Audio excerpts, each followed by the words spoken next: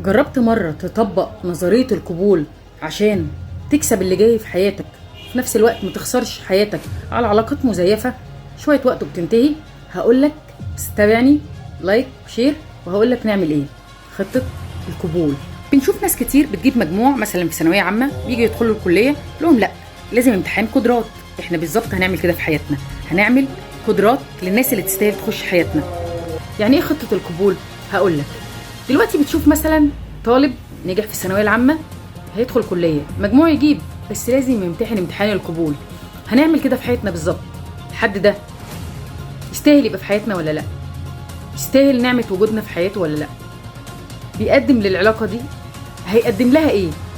شايف المستقبل ازاي؟ افكاره، طموحه، مش طموحه الشخصي، لا طموحه في تطوير العلاقه. مجرد اصحاب اوكي، هيطور العلاقه بشكل تاني. طيب لو انتوا اصلا اصحاب، الحد ده يؤتمن؟ ينفع يكمل او ينفع تاكل معاه عيش وملح؟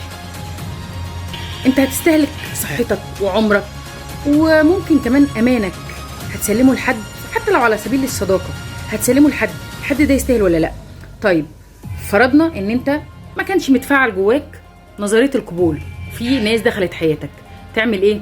لا يتعمل لهم امتحان كده او اختبار، يا ترى هو جدير بالثقه دي ولا لا، جدير بالمسؤوليه او جدير بان انت اديته فرصه يبقى صديق، يبقى اخ، يبقى صاحب، يبقى حبيب. البنت دي تستاهل وجودها في حياتك ولا لا؟ خد بالك ان انت لما بتعمل الاختبارات دي، سواء اختبار القبول او ان انت بتشوف الحد ده قد الثقه يستاهل يكون في حياتك ولا لا، انت يعني بتحافظ على سلامك النفسي، بتحافظ على امانك، بتحافظ على قواك العقليه والنفسيه، وبتحافظ على حاجات كتير قوي هتستهلك في علاقات مزيفه. ثم بندخل على المحطه اللي بعدها وهي مرحله التقبل.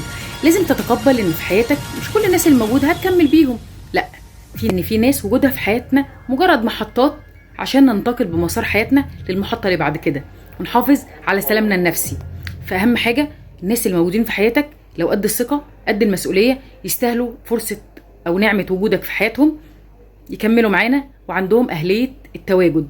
يبقى مرحله القبول، مرحله الاهليه، ثم التقبل. مش كل الناس هتكمل في حياتنا، الناس اللي تستاهل ومقدره نعمه وجودنا اهلا وسهلا بيهم في حياتنا. ما كانش يبقى نحافظ على سلامنا النفسي لانه اهم من اي حاجه. استناكم تكتبوا لي رايكم في الحلقه. سيرين العمري.